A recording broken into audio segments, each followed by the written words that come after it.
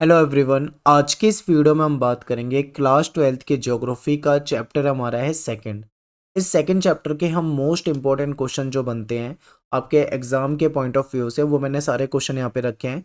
Video को बहुत ध्यान से देखना, काफ़ी क्वेश्चन आपके पेपर में आपको देखने को मिल सकते हैं। मेरा नाम है सत्येंद्र प्रताप और आप मुझे इंस्टाग्राम पे फॉलो कर सकते हो। मेरा यूज़र आईडी है एकलव्य स्टडी पॉइंट। ठीक है, आप मुझे इस नाम से सर्च कर सकते हैं और शुरू करते हैं। हाँ, क्वेश्चन आंसर। तो सबसे पहला क्वेश्चन आपके सामने स्क्रीन पे है कि जनसंख्या वृद्धि से क्या अभिप्राय है। सबसे पहले तो आपको ये बताना है कि जनसंख्या वृद्धि का क्या अर्थ होता है।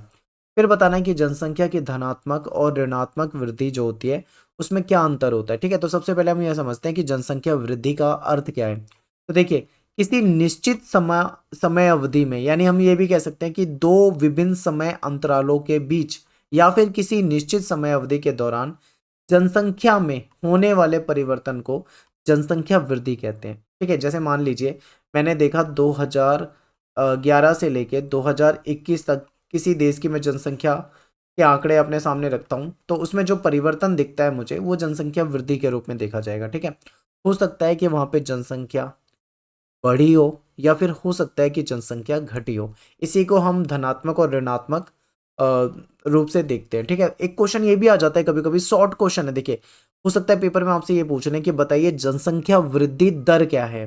ठीक है, दर यानी रेट पूछ लिया आपसे। तो देखिए, ये क्या होता है, जनसंख्या वृद्धि दर का मतलब होता है कि जनसंख्या में परिवर्तन जो होता है जिसको हम प्रतिशत में व्यक्त करते हैं उसी को हम जनसंख्या वृद्धि दर कहते हैं। ठीक है, हम हमेशा जनसंख्या की वृद्धि को प्रतिशत में ही देखते हैं। जैसे मान लो, कहते हैं कि आपने सुना होगा कि इस बार 20% जनसंख्या बढ़ गई या 10% जनसंख्या घट गई, तो हम उसको प्रतिशत में ही तो देखते हैं। इसी को हम क्या बोलते हैं, दर बोलते हैं। ठीक है, जनसंख्या वृद्धि दर। और अब बात करते हैं जनसंख्या की धनात्मक वृद्धि और ऋणात्मक वृद्धि की।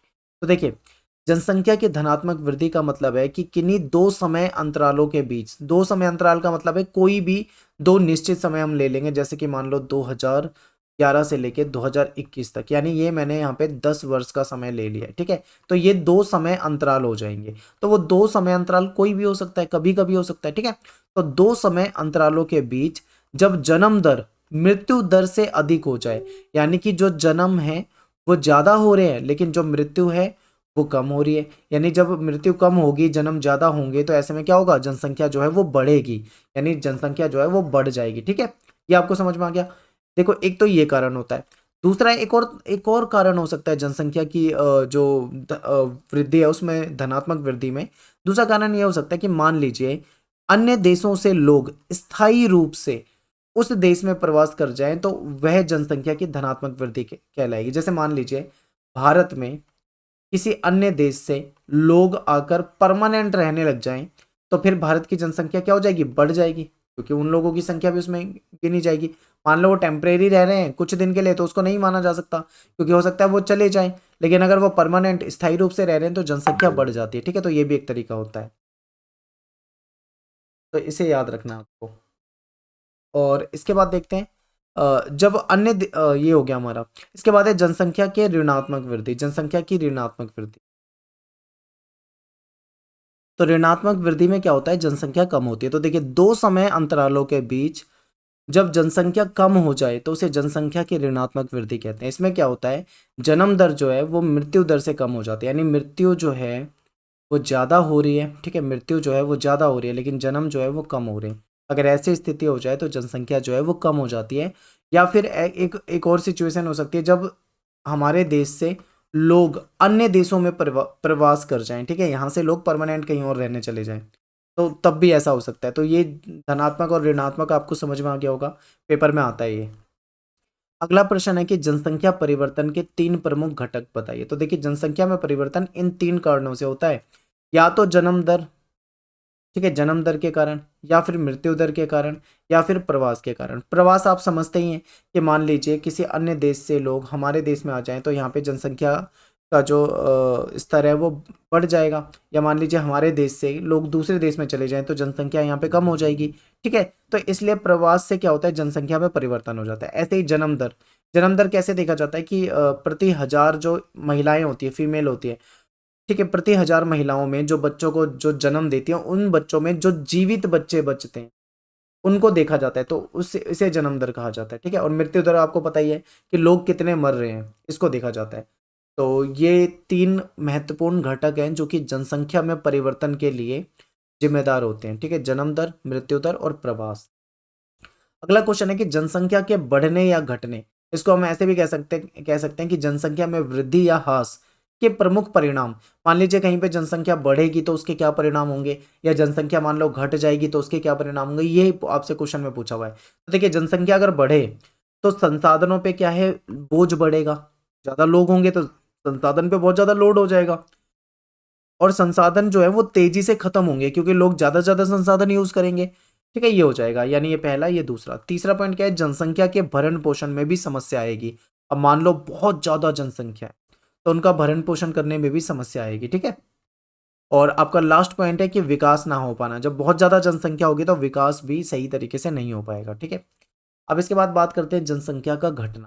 तो इसमें देखिए, पहला पॉइंट है कि संसाधनों का पूर्ण उपयोग नहीं हो पाएगा। मान लो जनसंख्या घट रही है तो ऐसे में संसाधन तो रहेंगे, लेकिन उन संसाधन को पूरी तरीके से यूज करने वाले लोग ही नहीं होंगे, तो संसाधन क्या होंगे, उसका पूर्ण उपयोग नहीं हो पाएगा पूरा, ठीक है। सेकंड है कि समाज की आधारभूत संरचना जो है वो अस्थिर हो जाएगी, कहीं ना कहीं एक बैलेंस सही नहीं रहेगा उसमें, ठीक है। तीसरा क्या है कि देश का भविष्य चिंता और निराशा में डूब जाएगा।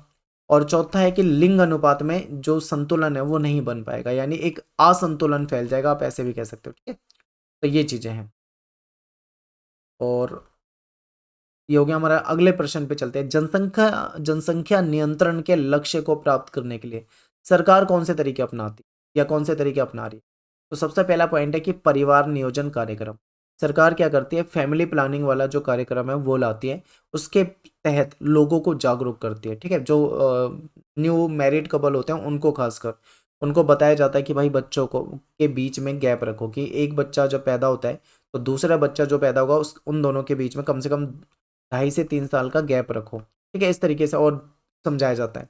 दूसरा क्या है कि भाई गर्भ निरोधक का प्रचार करके लोगों को जागरूक करना। गर्भ निरोधक चीजें जैसे कि जिससे बच्चे को के जन्म को रोका जा सके, जैसे कॉन्डम वगैरह यूज किए जा सकते हैं, या फिर जो गर्भ निरोधक जो दवाइयाँ होती है, मेडिसिन भी आती है, उसको यूज किया जा सकता है, नसबंदी कराई जा सकती है, या फिर अन्य मतलब तरीके हो सकते हैं, ठीक है, रोकने के लिए।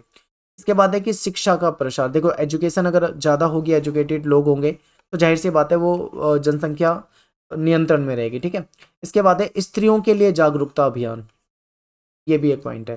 तो ये कुछ ऐसे पॉइंट है जो कि सरकार जो है अपना रही है, ठीक है, जिससे कि जनसंख्या जो है वो नियंत्रण में रहे। उसके बाद नेक्स्ट क्वेश्चन है कि विश्व में जनसंख्या के वितरण एवं घनत्व को प्रभावित करने वाले प्रमुख कारक की विवेचना कीजिए। जनसंख्या के वितरण और घनत्व को प्रभावित करने वाले, देखिए बहुत बड़े पॉइंट बनेंगे, मैं आपको पूरा एक्सप्लेन यहीं कर देता हूँ, ठीक है, क्योंकि टाइप करके सारा करवाने में टाइम लगेगा, तो आप यहाँ पे समझ लीजिए। देखिए, 3 तरह के कारण होते हैं। एक होता है भौगोलिक कारण, दूसरा आर्थिक कारक, तीसरा सामाजिक और सांस्कृतिक। भौगोलिक में कैसे होता है कि जनसंख्या का जो घनत्व और वितरण है वो भौगोलिक रूप से प्रभावित हुए तो वो भौगोलिक कारक हो जाते हैं। जैसे कि जल की उपलब्धता, अक्सर लोग वहां पे रहना पसंद करेंगे जहां पे पानी आसानी से उपलब्ध हो, साफ पीने का पानी, ठीक है। दूसरा क्या है, भू आकृति। अक्सर आपने देखा होगा कि जो समतल एरिया होता है वहां पे लोगों की संख्या ज्यादा होती है, लेकिन जो पहाड़ी उबड़ खाबड़ एरिया होते हैं वहां पे जनसंख्या कम होती है। क्यों? क्योंकि भू आकृति कहीं ना कहीं जनसंख्या के वितरण को, घनत्व को बहुत ज्यादा प्रभावित करती है, ठीक है। भू आकृति हो जाएगी। तीसरा है जलवायु। हर व्यक्ति कैसी जलवायु में रहना चाहेगा, जहां की जलवायु अनुकूल हो, प्रतिकूल ना हो। अनुकूल मतलब ठीक ठाक हो, मतलब बहुत ज्यादा ठंडा ना हो, बहुत ज्यादा गर्म ना हो, ठीक है, नॉर्मल हो, एवरेज हो, इस तरीके की। मृदा, मृदा बहुत महत्वपूर्ण है, क्योंकि देखिए मिट्टी जहाँ की उपजाऊ होगी अक्सर लोग वहां रहना पसंद करते हैं, क्योंकि वहां पे क्या होता है, खेती हो जाएगी, और इसीलिए वहां पे जनसंख्या जो है वो अधिक रहेगी। तो ये भौगोलिक कारक होंगे, कम शब्दों में समझा रहा हूँ। डिटेल के लिए आप हमने चैप्टर वीडियो बनाई हुई है, वहां पे जाओगे तो डिटेल में समझाया हुआ है, ठीक है, वहां देख सकते हो। आर्थिक कारक की बात करें तो जहाँ पे खनिज संसाधन होते हैं वहां पे आप देखोगे जनसंख्या का वितरण देखोगे, वहां पे घनत्व हमेशा आपको ज्यादा मिलेगा, ठीक है। जहाँ पे खनिज संसाधन होंगे वहाँ पे क्या होता है, औद्योगिकरण वगैरह भी होता है, इसलिए भी लोग वहाँ जाते रहते हैं। फिर है नगरीकरण। अक्सर लोग नगरों में रहना पसंद करते हैं, क्यों? क्योंकि वहाँ पे उनको जो फैसिलिटी है वो मिल जाती है, हेल्थ सर्विस होगी, एजुकेशन अच्छी मिल जाएगी, हेल्थ के लिए हॉस्पिटल अच्छे मिल जाएंगे, ठीक है। और आने जाने के लिए जो व्हीकल होते हैं, जो पब्लिक ट्रांसपोर्ट होता है, वो सब कुछ अच्छा होता है वहाँ पे। तो हम देख सकते हैं कि नगरीकरण और नगरों में लोग ज़्यादा रहना पसंद करते हैं। फिर है औद्योगिकरण। औद्योगिकरण जहाँ पे होता है वहाँ लोग जाते हैं, क्योंकि वहाँ पे इनको रोजगार मिल जाता है बड़ी संख्या में, तो वहाँ पे भी लोग रहना पसंद करते हैं। इसके बाद है अगला सामाजिक और सांस्कृतिक कारक। देखिए कुछ जगह ऐसी होती है जिसका स्थान का महत्व होता है। जैसे मान लो कोई धार्मिक स्थान है, ठीक है, वहाँ पे लोग ज़्यादा रहना पसंद करते हैं जहाँ पे शांति हो, ठीक है, भीड़ भाड़ से दूर हो, शांत प्लेस एकदम अच्छा साफ सुथरा, जहाँ पे पॉल्यूशन फ्री हो, नॉइस ना हो ज़्यादा, लोग अक्सर वहाँ पे रहना पसंद करते हैं। या फिर कोई उसका धार्मिक या सांस्कृतिक कुछ महत्व हो, वहाँ पे रहना पसंद करते हैं। तो ये कारण हो जाएगा। एक राजनीतिक अशांति वाला पॉइंट भी आ जाएगा। क्या होता है, अक्सर जहाँ पे राजनीतिक अशांति हो वहाँ से लोग हमेशा जाकर ऐसी जगह पे जाना पसंद करेंगे जहाँ पे शांति उनको मिले। अगला कारण है कि अगला क्वेश्चन है कि प्रवास के अपकर्ष और प्रतिकर्ष कारकों का वर्णन करो। ये बहुत ज्यादा पेपर में आता है। अपकर्ष का मतलब आपको यहाँ पे ऐसे लिखना है पॉजिटिव, ठीक है। और प्रतिकर्ष का मतलब जहाँ पे नेगेटिव। अक्सर क्या होता है, लोग कहाँ पे रहना पसंद करेंगे, कौन सी चीजें हैं जो लोगों को प्रभावित करती है, तो जहाँ पे रोजगार के बेहतर अवसर होंगे लोग वहां पे रहेंगे, ठीक है, ये अपकर्ष कारक होंगे।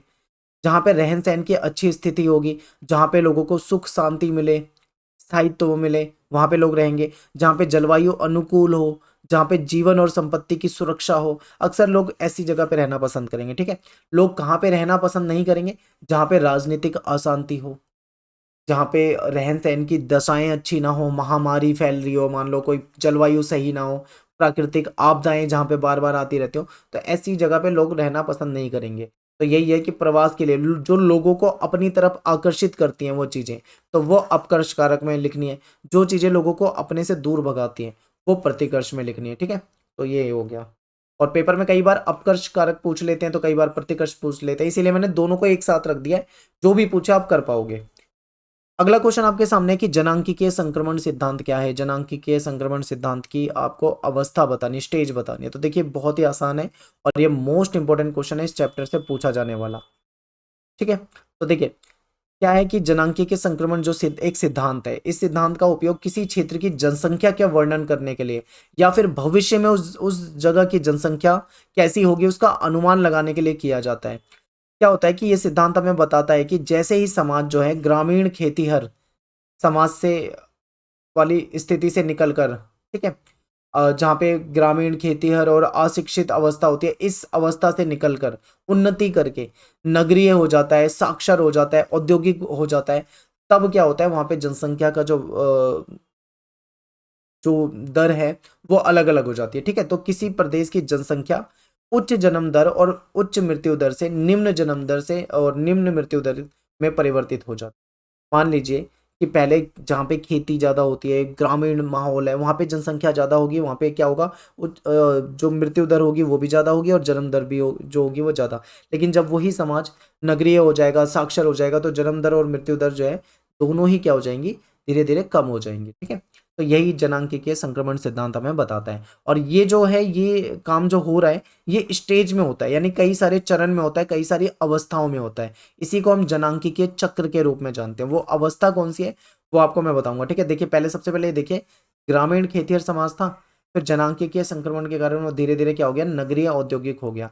तो यहाँ पे क्या था, जन्म दर भी ज्यादा थी, मृत्यु दर भी ज्यादा थी। यहाँ पे जन्म दर भी कम हो गई और मृत्यु दर भी कम हो गई। तो ऐसा परिवर्तन होता है। तो ये कुछ स्टेज में होता है। तो सबसे पहली स्टेज की बात करते हैं, फर्स्ट। तो इसमें क्या होता है, उच्च प्रजननशीलता, यानी जन्म दर जो है वो ज़्यादा होगी और मृत्यु दर जो होगी वो भी ज़्यादा होगी, क्योंकि लोग जो है वो महामारी, भोजन की अनिश्चित आपूर्ति से होने वाली मृत्युओं से, ठीक है, मर जाते हैं लोग। जनसंख्या की वृद्धि जो है यहाँ पे धीमी होती है। जनसंख्या की वृद्धि धीमी क्यों होती है, क्योंकि जितने बच्चे पैदा हो रहे हैं जितनी तेजी से, उतनी ही तेजी से लोग यहाँ पे मर भी रहे हैं, इसलिए, ठीक है। और यहाँ के लोग जो होते हैं वो ज़्यादातर खेती वाले कामों में लगे रहते हैं, ठीक है, ज़्यादातर लोग। तो ये होता है ये पहली स्टेज। सेकंड स्टेज में क्या होता है, यहाँ पे क्या होता है कि भाई शुरू में प्रजननशीलता जो है वो ज़्यादा रहती है, यानी बच्चे जो हैं जन्म दर जो है ज़्यादा होती है, बच्चे ज़्यादा पैदा होते हैं।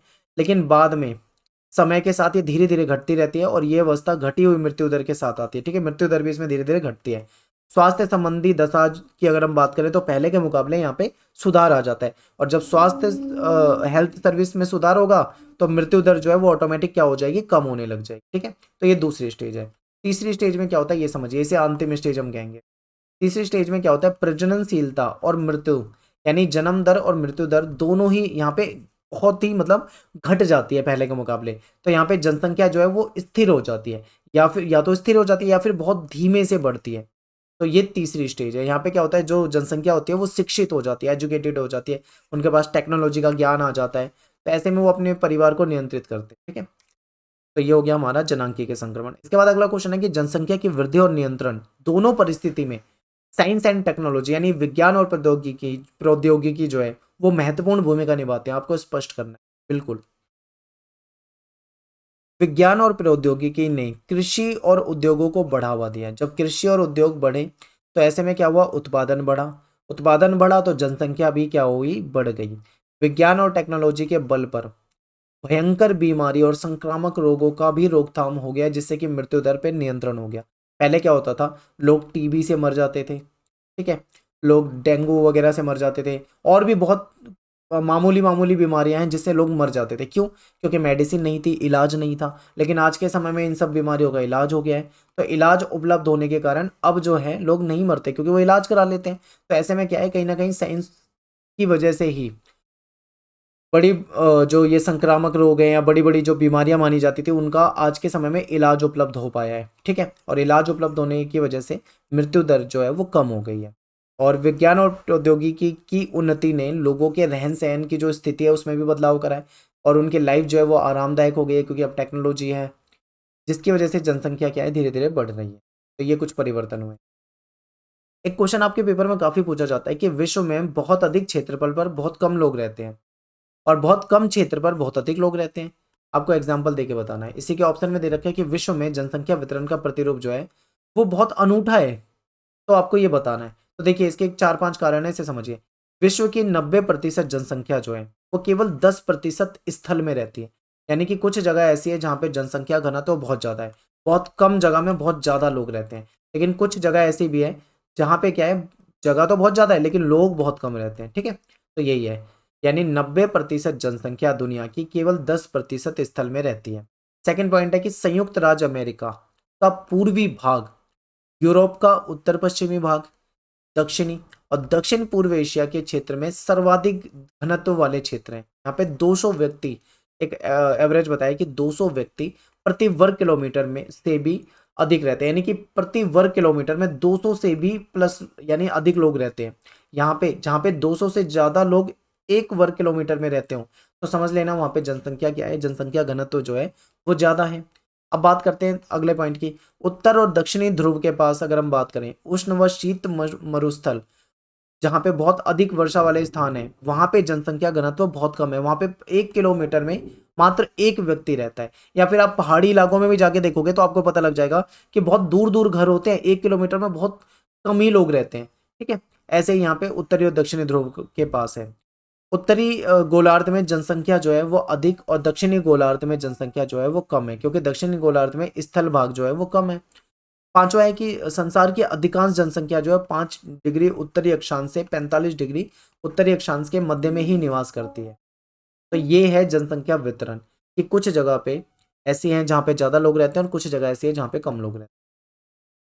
अगला क्वेश्चन है कि किसी देश की जनसंख्या में तेज गति से वृद्धि से वहां के आर्थिक विकास पर क्या प्रभाव पड़ेगा।